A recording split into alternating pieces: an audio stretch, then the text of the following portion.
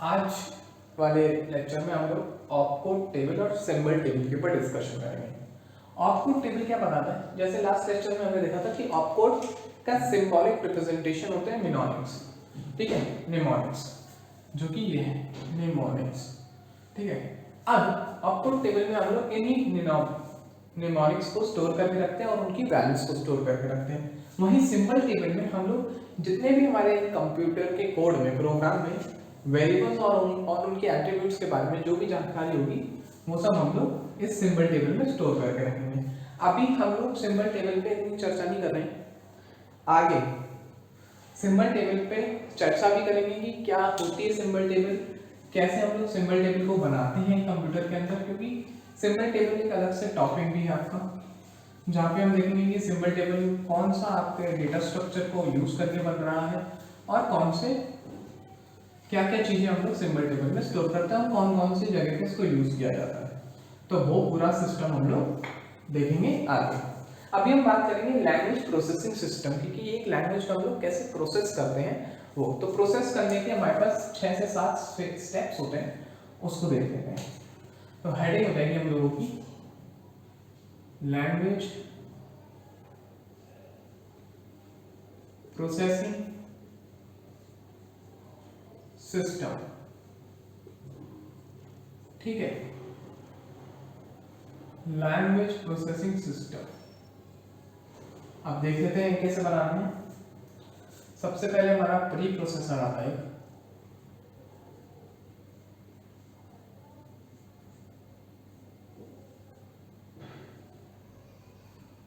उसके बाद हमारा कंपाइलर आता है,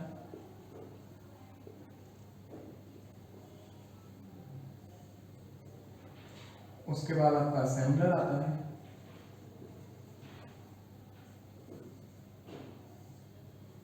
उसके बाद आपका लिंक एडिटर,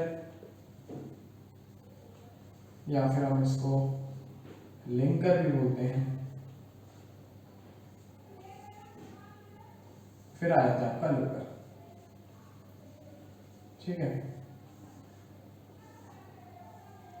अब हम लोग प्री प्रोसेसर को देते हैं अपना सोर्स कोड, ठीक है। सोर्स कोड जाता है हमारे प्री प्रोसेसर के बाद। अब प्री प्रोसेसर क्या करता है, जितने भी आपके प्रोग्राम में हैश इंक्लूड, जितने भी प्रोग्राम में आपके हैश से स्टार्ट होने वाली जितनी भी चीजें हैं, चाहे वो हैश डिफाइन हो, चाहे वो हैश इफ हो, ये सारी चीजें प्री प्रोसेसर हटा देता है। कैसे हटाता है? वो क्या करेगा, अगर आपने कोई हेडर फाइल डाल रखी है, सपोज करो आपने यूज करा अपने प्रोग्राम में हैश इंक्लूड stdio.h, तो ये क्या करेगा प्री प्रोसेसर, ये अभी कंपाइल कुछ नहीं हो रहा है, अभी कंपाइल होने से पहले की बात चल रही है। तो प्री प्रोसेसर इस फाइल को डिलीट करके इसका जो भी कोड होगा वो, सपोज करो यहाँ पे आपकी ये वाली लाइन लिखी हुई है, तो ये तो डिलीट कर देगा और इधर कोड ले आएगा वो stdio.h, ठीक है। तो प्री प्रोसेसर क्या करता है, जितनी भी हैश वाली जगह होती है उसको हटा के उनमें उनका कोड कॉपी पेस्ट कर देता है, ठीक है। अब हमारे पास हैश वाले क्या होते हैं, इसको बोले जाते हैं प्री प्रोसेसर डायरेक्टिव, ठीक है। जितनी भी हमारी हैश वाली चीज होती है वो होती है प्री प्रोसेसर डायरेक्टिव। अब हम लोग क्या करते हैं, जब ये आपका प्री प्रोसेसर का अपना काम कर देता है तो बनता है आपके पास मॉडिफाइड सोर्स कोड।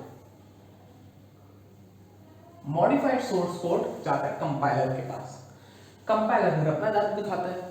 कंपाइलर के खुद के 6 फेज चलते हैं, lexical analysis, syntax analysis, semantic analysis, उसके बाद ICG intermediate code generation, code optimisation, code generation. तो ये 6 फेज कंपाइलर अपना जादू दिखाता है। उसके बाद आपको मिलती है असेंबली कोड, जो जाती है असेंबलर के पास। असेंबलर बनाता है रिलोकेटेबल मशीन कोड जो जाता है लिंकर और लिंक एडिटर के पास, दोनों सेम ही है। अब लिंकर और लिंक एडिटर क्या करते हैं, अब आपका सपोज कर लो प्रोग्राम बहुत बड़ा है और आपने उसको अलग अलग फाइल्स में स्टोर कर रखा है, 4 फाइल में आपका स्टोर है, ये आपकी main.c, ये आपकी 1.c और ये आपकी 2.c और ये आपकी 3.c। तो क्या होगा, लिंकर आपको मदद करेगा इन सारी फाइल्स को लिंक करने के इस मेन प्रोग्राम से। साथ ही साथ में लिंकर एक और काम करता है कि जितने भी आपके एक्सटर्नल रेफरेंसेस होते हैं वो भी देखता है, ठीक है। और क्या काम करता है लिंकर, ये हम आगे देखेंगे। उसके बाद आता है लोडर। लोडर का काम क्या होता है, आपके प्रोग्राम को सेकेंडरी मेमोरी से उठा के मेन मेमोरी में रखना और एग्जीक्यूट कराने का, ठीक है। तो एक बार थ्योरी देख लेते हैं, उसके बाद हम लोगों को पता चल जाएगा, ठीक है। यहां से आपको मिलता है लिंकर से आपको मिलता है एग्जीक्यूटेबल कोड, और यहां पे जाती है फिर आपकी एग्जीक्यूशन, ठीक है। तो एक बार हम देख लेते हैं हमारा ये जो लैंग्वेज प्रोसेसिंग सिस्टम है कैसे प्रोसेस करता है किसी भी लैंग्वेज को। तो प्री प्रोसेसर क्या करता है हमारा, वो हमने अभी देखा था कि प्री प्रोसेसर आखिर काम क्या कर रहा है। वो क्या करता है, जितनी भी आपके पास प्री प्रोसेसर डायरेक्टिव वाली फाइल्स होती हैं या फिर कितने भी स्टेटमेंट होंगे उनको एक्सपैंड कर देगा, ठीक है। प्री प्रोसेसर, आपके पास कितने प्री प्रोसेसर डायरेक्टिव होते हैं ये देख लेते हैं। Hash include, hash define, hash def, hash if def, ये नहीं होता, एल्स होता है, हैश इफ नॉट डिफाइन। तो ऐसे आपके पास बहुत सारे प्री प्रोसेसर के कमांड्स होते हैं जो आप यूज कर सकते हो। हैश इंक्लूड हम लोग फाइल इंक्लूजन के लिए यूज करते हैं। फाइल इंक्लूजन, जब भी हमको हेडर फाइल इंक्लूड करनी होती है तब हम फाइल इंक्लूजन बोलते हैं उसको, ठीक है। तो फाइल इंक्लूजन हम लोग करते हैं हैश इंक्लूड की मदद से। अब देखते हैं, पढ़ते हैं। Pre processor take the source code as the input, हमने देखा सोर्स कोड एज इनपुट जा रहा है, and produces modified source code as output, हमें मॉडिफाइड सोर्स कोड पे आउटपुट में मिल गया। If the program is too large it may be divided into small programs और modules and stored at different places. तो अगर हमारा, अभी हमने देखा, अगर हमारा प्रोग्राम बहुत बड़ा है तो हम उसको अलग अलग जगह पे लिख के मेमोरी में स्टोर करा सकते हैं, ठीक है। The processor allows the user to use macros and header file. तो जो प्री प्रोसेसर है ये हमें हेडर फाइल और मैक्रोस को यूज करने का मौका देता है। मैक्रोस क्या होती है हम देख चुके हैं, लेकिन मैंने आपको बताया नहीं, मैक्रोस हम हैश डिफाइन वालों को बोलते हैं, ठीक है, लेकिन हम इसको आगे चर्चा में लेंगे। The command used in preprocessor are called a preprocessor directive. जितने भी आप देख रहे थे अभी हैश इंक्लूड वाले कमांड, इनको बोलते हैं हम लोग प्री प्रोसेसर डायरेक्टिव्स, ठीक है। ये जो प्री प्रोसेसर डायरेक्टिव्स होते हैं इसको हम लोग हैश सिंबल से रिप्रेजेंट भी करते हैं। The command used in preprocessor are called preprocessor directive and begin with a hash symbol। तो हम लोग किससे शुरू करते हैं, हैश सिंबल से, जिससे कि हमारे प्रोसेसर को पता चल जाए कि भैया इसको हमें एक्सपैंड करना है, इसको हमें काम में लेना है। फाइल इंक्लूजन, जब भी हम लोग फाइल इंक्लूजन की बात कर रहे थे हम लोग, तो जब भी हमारे पास एक हेडर फाइल आती है और वो हेडर फाइल एक बिल्ट इन हेडर फाइल है, अगर बिल्ट इन हेडर फाइल है हमारे पास, तो क्या करेंगे हम लोग उसको कैसे देते हैं, हैश इंक्लूड stdio.h। लेकिन अगर ये यूजर डिफाइंड होती तो कैसे देते हैं हम लोग, हैश इंक्लूड user.h या फिर कोई भी आप इसको जो भी आपने एक्सटेंशन दे रखा है, इससे मैंने अभी h दे दिया है, ठीक है, तो आप उससे दे सकते हैं, या फिर user.c, ठीक है। हम लोग इसको यहाँ पे हमने एंगुलर ब्रैकेट यूज किए, यहाँ पे हम लोग डबल कोट्स यूज कर रहे हैं। File name is included in the main program at the specified place or location. The preprocessor removes all the hash includes directly by including the file. This is called as file inclusion. जैसे मैंने आपको बताया था पहले, अगर यहाँ पे मान लीजिए हैश इंक्लूड की कोई फाइल लगी हुई है, तो प्री प्रोसेसर इस लाइन को डिलीट करके यहाँ पे पूरी फाइल ही आपकी डाल देगा, ठीक है। अब मैक्रो के बारे में समझ लेते हैं, जो कि अभी का हम लोग लास्ट टॉपिक रखेंगे, उसके बाद हम लोग बाद में देखेंगे।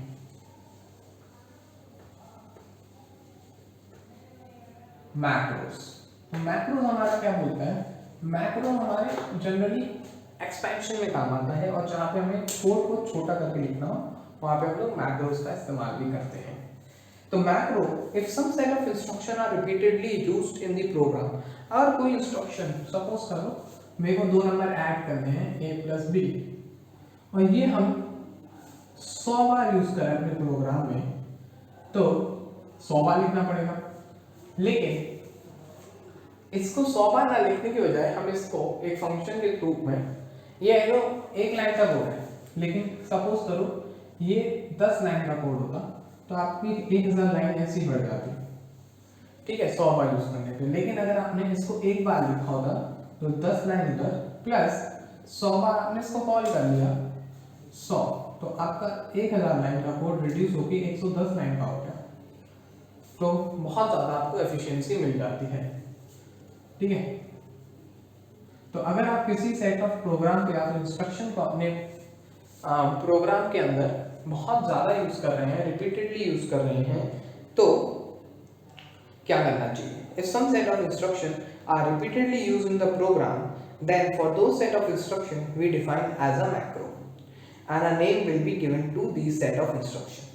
तो जब भी हम लोग ऐसे इंस्ट्रक्शन यूज कर रहे हैं जहाँ पे हम लोग बहुत सारा इंस्ट्रक्शन एक बारी में लिख रहे हैं और उसको बार बार यूज कर रहे हैं, तो हम उसको मैक्रो के तरीके से यूज में ले सकते हैं और उनको एक नाम दे सकते हैं। They will be called by its macro name. These macro calls are expanded before compilation. A system software called macroprocessor will do the job for macro expansion.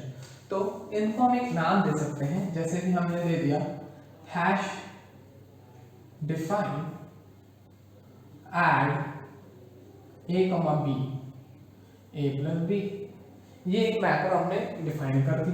तो जब भी हम ऐड 3,5 बुलाएंगे तो कौन आ जाएगा, मैक्रो एक्सपेंशन के रूप में हमें यहाँ पे 3 + 5 देखने को मिल जाएगा,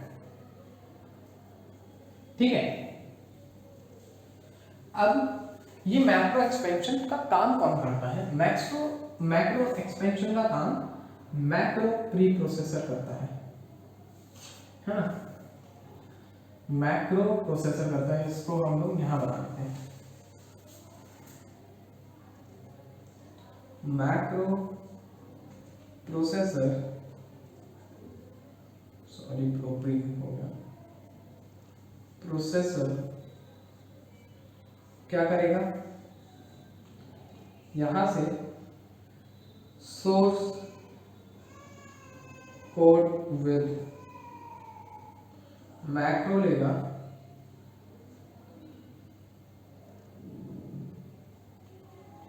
और यहां पे एक्सपेंड कर देगा, ठीक है।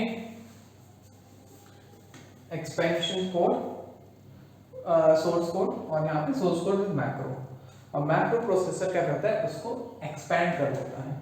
A new system software called macroprocessor will do the job for macro expansion.